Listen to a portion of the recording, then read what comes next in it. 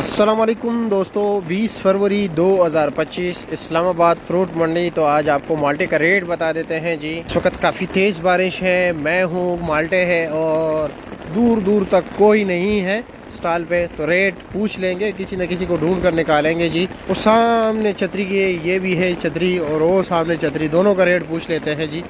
ये जी 48 दाना शकरी क्या रेट है? 650 रुपया जी। और ये 7 वाला है, ये 30 दाने 36 है, ये क्या रेट है?